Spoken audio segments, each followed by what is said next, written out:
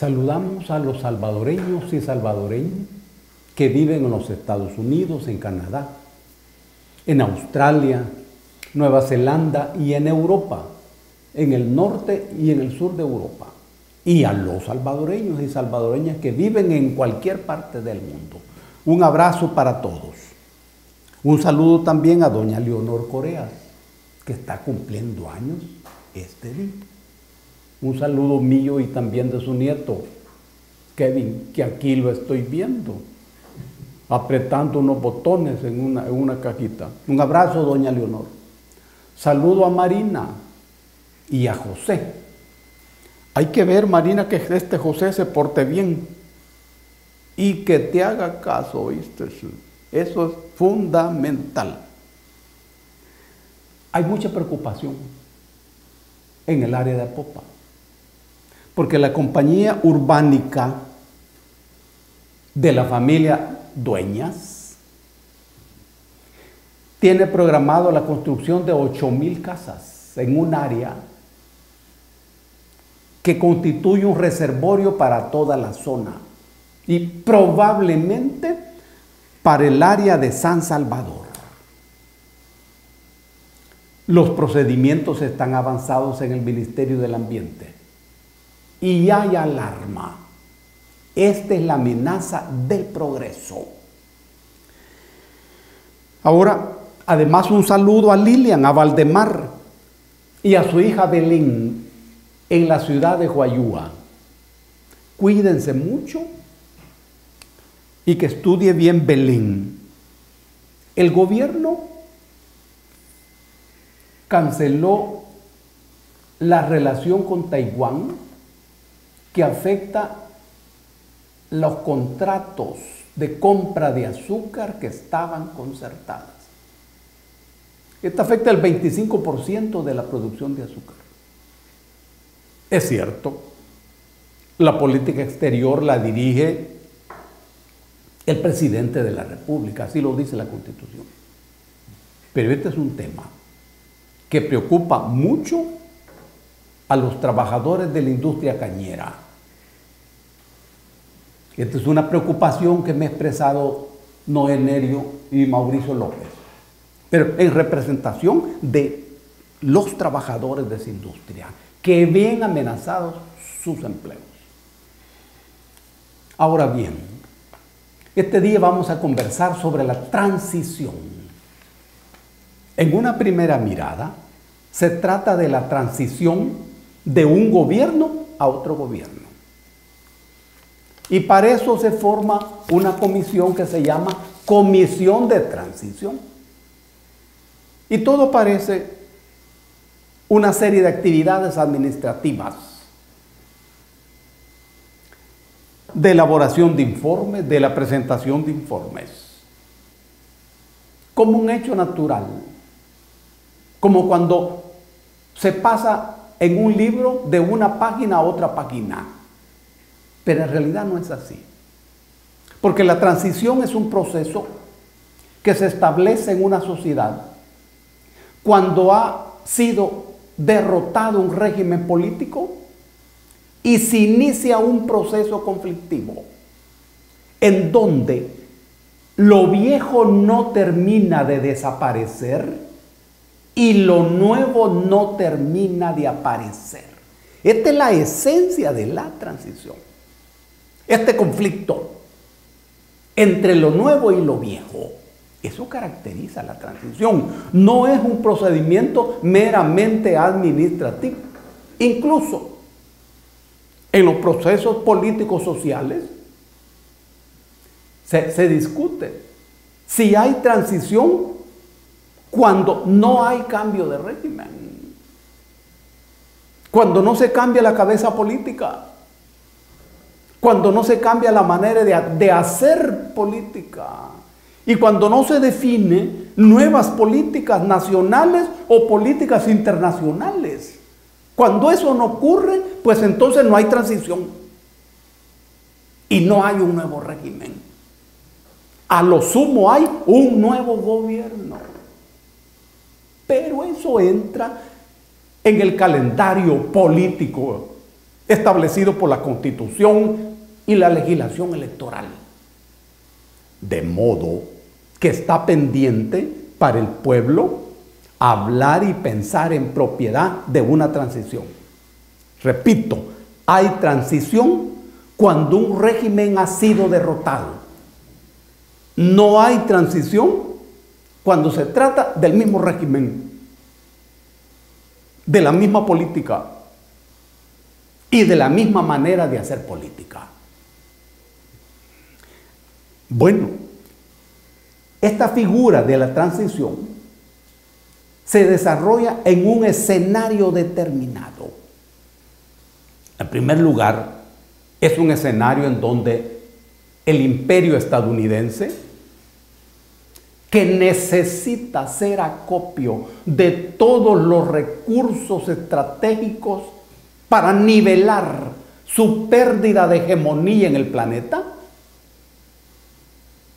amenaza a todos aquellos países con recursos naturales. Todo imperio necesita del pillaje, del asalto de los países que tienen recursos que ellos necesitan. Estados Unidos ha perdido la hegemonía en materia energética. Eso lo tiene Rusia. En materia de bienes y servicios, eso lo tiene China. En materia militar, eso lo tiene Rusia. Entonces, la necesidad de controlar los recursos de otros países se acentúa. En nuestra opinión, cualquier gobierno medianamente decente, ante el problema de la intervención en Venezuela, necesita acudir a la doctrina Estrada, elaborada por México en los años 30, cuando el presidente era Pascual Ortiz Rubio. En ese momento habían dos focos de debate jurídico en el derecho internacional. La de Carlos Tobar, que era canciller de Ecuador, y la de Genaro Estrada, que era canciller de México. Según la doctrina Tobar, los países requieren el reconocimiento del gobierno para ganar legitimidad. Reconocimiento de parte de otros países. Según el doctor Estrada, los conflictos de cada país deben ser resueltos internamente y resueltos por los propios pueblos, respetando su soberanía y sin intervención de ninguna fuerza externa. Esta es la doctrina Estrada. Es lo que México manejó desde los años 30 hasta la llegada de Vicente Fox, que renunció a esta política. Pensamos que en esta coyuntura cualquier gobierno decente ha de manejar la doctrina Estrada. Nuestro país no necesita un alineamiento fervoroso con nadie. Somos una pequeña patria de 20,000 kilómetros cuadrados, sometido a una profunda crisis, desconocida en nuestra historia. Y hemos de tener un solo bando, el bando del pueblo. Ese es el bando que todo gobierno ha de manejar y ha de entender. Pero eso en realidad lo decidirá o lo estará decidiendo el nuevo gobierno. Este es un primer elemento del escenario que estamos registrando. Tensión internacional. Posibilidad de guerra en Sudamérica. Guerra que va a interesar a abundantes países de la región, que va a abarcar la confrontación a nivel internacional. Y se necesita inteligencia para que nuestro pequeño país pueda remontar y navegar con éxito en las marejadas que esa confrontación va a producir. Pero hay otro elemento, es la esperanza. El pueblo que le voló la cabeza a estas dos culebras,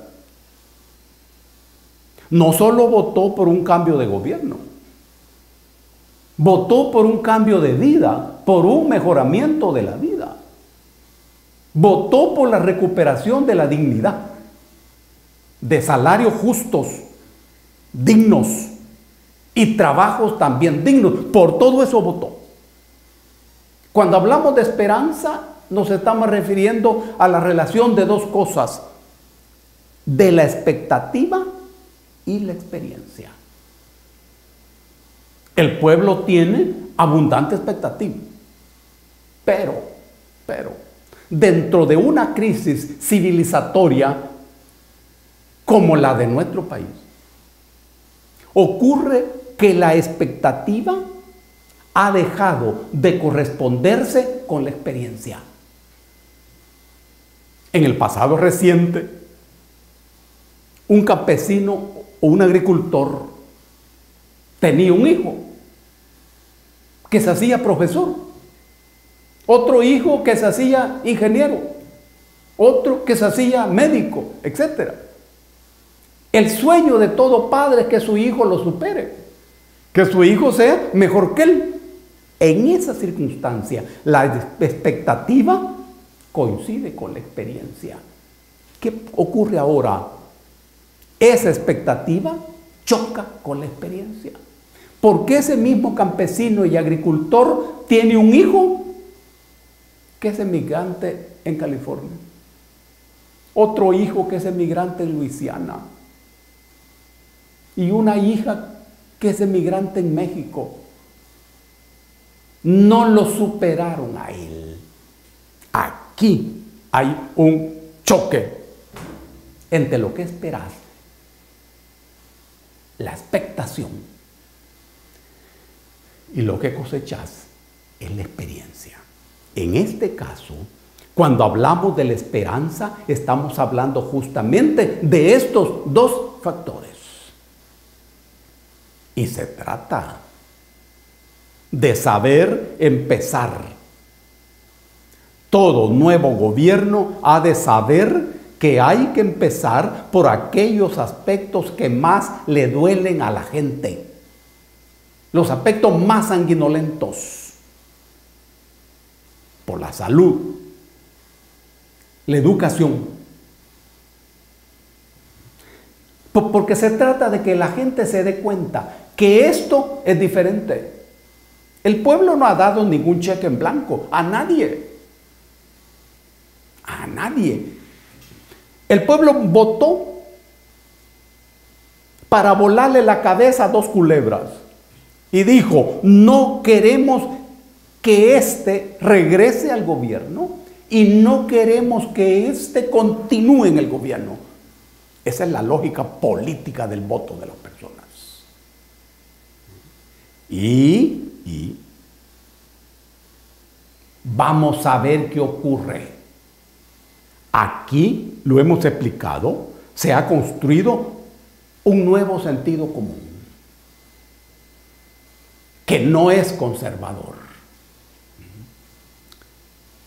El viejo sentido común decía: es mejor lo viejo conocido que lo nuevo por conocer. El sentido común que se construyó dice: no es mejor lo viejo conocido. Y eso viejo conocido es rechazado. Y vamos a ver cómo sale lo nuevo por conocer. Eso está pendiente. Y el pueblo tiene los ojos abiertos, totalmente, los oídos abiertos. Y aquí viene el tercer aspecto. Y es que quien obtuvo esta victoria es el pueblo. El artífice, el esteta y el definidor de la victoria es la gente. Es la gente. El candidato ganador, lo hemos dicho, para este efecto es instrumento de la gente. Ahora, la gente espera que este candidato ganador siga siendo instrumento de la gente. Este es el tema. Pero nadie debe estar cruzado de brazos. Nadie debe cometer el mismo error que se cometió cuando el FMLN llegó al gobierno. Y la gente dijo, es la izquierda la que está en el gobierno. La gente dijo, ese gobierno es el gobierno de nosotros y ese gobierno va a trabajar por nosotros. Y se dejó de movilizar y se dejó desorganizar y se dejó sacar del cerebro la esencia de una cabeza política. Hoy no se cometerá el mismo error, en absoluto. El pueblo es el artífice fundamental y el pueblo determinará lo que viene. Esto es una gran ventaja para todo nuevo gobierno, porque sabrá que la gente está movilizándose, está aprendiendo a hacer política. Eso es lo que ocurrió el 3 de febrero. Nada de cruzarse de brazos. Nadie se paraliza. Todo mundo organizado, movilizado. Esto se va a expresar muy bien en el próximo 1 de mayo. Si hay una nueva correlación de fuerzas en la sociedad y hay una nueva correlación de fuerzas, entonces el Día Internacional de los Trabajadores, eso se demostrará en la calle.